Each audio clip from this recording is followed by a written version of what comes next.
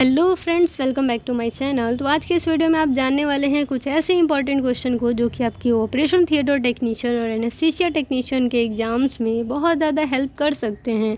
अगर आप नर्सिंग से हैं, मेडिकल में किसी फील्ड से हैं, तो ये सारे क्वेश्चन आपको जानने ज़रूरी होंगे।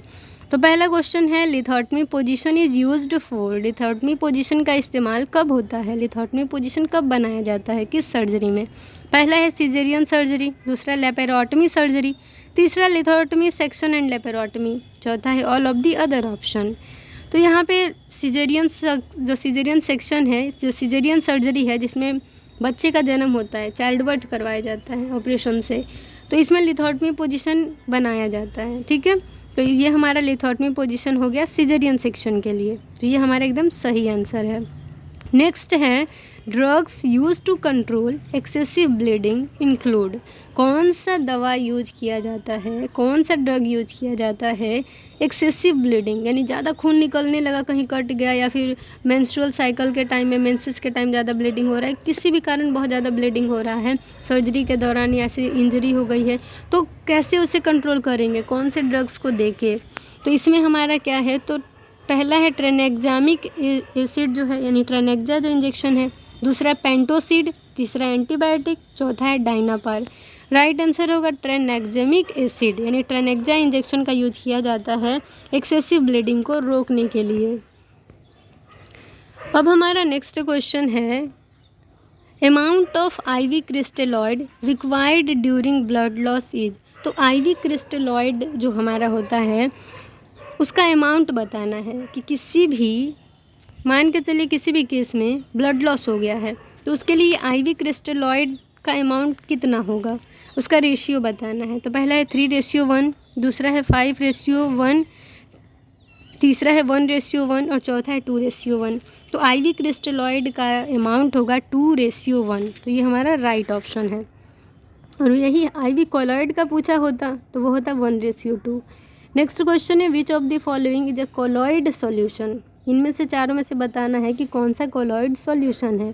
तो पहला है रिंगल लैक्टेट, दूसरा है हाइड्रोक्सी इथाइल स्टार्च, तीसरा है नॉर्मल सेलाइन, चौथा है प्लाज्मा लाइट। तो इसमें राइट आंसर होगा रिंगल लैक्टेट, जो कि एक कोलॉइड सॉल्यूशन है। अब हमारा नेक्स्ट क्वेश्चन है, amount of IV colloids required for blood loss is. तो कभी ब्लड लॉस हो गया तो उसमें आईवी कोलॉइड का कितना अमाउंट होना चाहिए, कितना रिक्वायरमेंट है? तो पहला है 1:1, दूसरा है 1:2, तीसरा है 1:3, चौथा है 1:5। तो राइट आंसर होगा 1:2। आईवी क्रिस्टेलॉइड 2:1, आईवी कोलॉइड 1:2, ये आपको याद रखना है। नेक्स्ट है, bipolar cautery prefer to use in. Bipolar cautery, यानी कॉटरी में दो मोड होते हैं, मोनोपोलर, बाइपोलर। तो बाइपोलर जो होता है वो थोड़ा सेफ होता है, तो उसका कब इस्तेमाल करना चाहिए, किन में करना चाहिए? तो पहला है कॉल्सिस्टेक्टमी में, दूसरा ऑर्थोपेडिक सर्जरी में, तीसरा पीडियाट्रिक पेशेंट में और चौथा सीजेरियन सेक्शन में। तो इसमें पीडियाट्रिक पेशेंट में इसे यूज करना चाहिए बाइपोलर कॉटरी को, तो ये हमारा सही है, पीडियाट्रिक पेशेंट में इसे यूज किया जाता है मोस्टली। नेक्स्ट है, which of the following is not a part of sterile zones of operation theatre. आपने जोन्स के बारे में सुना होगा, स्टेराइल और स्टेराइल एरिया, अगर आपने हॉस्पिटल में काम कर रखा होगा तो इसमें क्या है, तो बताना है कि कौन सा स्टेराइल जोन नहीं होता है ऑपरेशन थिएटर का।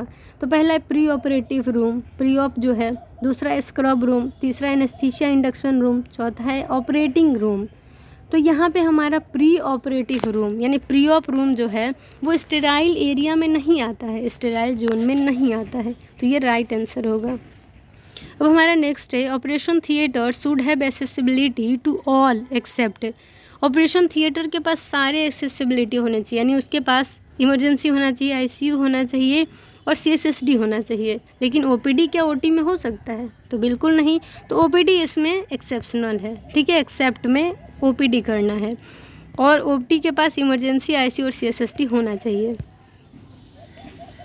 नेक्स्ट क्वेश्चन है, yellow bag is used for. तो येलो बैग का इस्तेमाल क्यों करते हैं? तो येलो बैग में जाता है खून से सना हुआ, या फिर जो गॉज पीस और स्पंज होते हैं इन्फेक्टेड, उसके लिए, या फिर कोई शरीर का हिस्सा काट के निकाला गया है, एम्प्यूटेड पार्ट्स हैं तो उसके लिए, कोई कीमो वाले ड्रग्स हैं, साइटोटॉक्सिक ड्रग्स हैं, कोई दवा एक्सपायरी है, तो वो सब के लिए येलो बैग का इस्तेमाल किया जाता है। तो उसमें गॉज और स्पंज भी डाले जा सकते हैं। और जो ग्लासेज हैं, ब्रोकन ग्लासेज, तो उसके लिए मेनली जो होता है ब्लू डस्टबिन का यूज किया जाता है। किचन वेस्ट के लिए जो है, जनरल वेस्ट के लिए ब्लैक डस्टबिन है, पेपर के लिए भी ब्लैक डस्टबिन है। तो अब हमारा नेक्स्ट क्वेश्चन जो है वो है chemical used for killing HIV virus is. तो ह्यूमन इम्यूनो डिफिशियंसी वायरस को किल करने के लिए कौन सा केमिकल यूज किया जाता है? तो पहला है सोडियम हाइपोक्लोराइड, दूसरा बीटाडीन, तीसरा ethylene oxide gas. Right answer होगा सोडियम हाइपोक्लोराइड। तो ये सारे क्वेश्चंस आई होप आपके लिए बहुत ज़्यादा इम्पॉर्टेंट हुए होंगे। तो इस वीडियो को हम एंड करते हैं। Thank you for watching my video. तो इस तरीके से देखिए हमारे सारे क्वेश्चंस के आंसर भी आ गए कि chemical used for killing HIV virus is. तो सोडियम हाइपोक्लोराइड। येलो बैग जो है वो उसमें कौन सा वेस्ट फेंकना चाहिए? तो गॉज और स्पंज को। ऑपरेशन थिएटर में सारी एसेसिबिलिटी होनी चाहिए OPD को छोड़ के। Which of the following is not a part of sterile zone of operation theatre? तो प्री ऑपरेटिव रूम। जैसा कि मैंने बताया सब इसी तरीके से आंसर है, कुछ मैंने गलत नहीं बताया है आपको, लेकिन इसमें आप एक बार श्योर कर लीजिए। Bipolar cautery prefer to use in. तो पीडियाट्रिक पेशेंट में बाइपोलर यूज करना सही माना जाता है और यूज किया भी जाता है। IV कोलॉइड में जो IV कोलॉइड है उसका अमाउंट कितना होना चाहिए ब्लड लॉस में यूज करने के लिए? तो 1:2। और वही IV क्रिस्टेलॉइड के लिए 2:1 होना चाहिए। कोलॉइड सॉल्यूशन में एग्जांपल के तौर पर रिंगर लैक्टेट है। और एक्सेसिव ब्लीडिंग, बहुत ज़्यादा खून निकल रहा है तो उसको कंट्रोल करने के लिए ट्रेनेक्जामिक एसिड जो इंजेक्शन है यानी ट्रेनेक्जा जो है उसे दे सकते हैं। लिथोटमी पोजीशन जो है सिजेरियन सेक्शन के लिए इस्तेमाल किया जाता है, बनाया जाता है। लेपेरोस्कोपिक कोलसिस्टेक्टमी, अगर जीबी रिमूवल सर्जरी हो रहा है लैब से तो उसमें हेड अप पोजीशन बनाया जाता है। और वही अगर लैब सर्जरी हो रहा है गायनी रिलेटेड है, गायनिकोलॉजिकल है, तो उसके लिए हेड डाउन पोजीशन होता है। ईयर इम्बोलिज्म होने के चांसेज किस में होती हैं? तो हेड डाउन पोजीशन में होती हैं। पोस्ट ऑपरेटिव पेन को कंट्रोल करने के लिए एपिड्यूरल एनेस्थीसिया सही माना जाता है। स्टेलाइजेशन जो है ऑटोक्लेव में होता है सैचुरेटेड स्टीम के द्वारा। Surgical needle is graded according to, तो इसके स्ट्रक्चर, इसके होल्स के बेसिस पे, ठीक है, टिप के बेसिस पे इसको ग्रेड करते हैं नीडल्स को।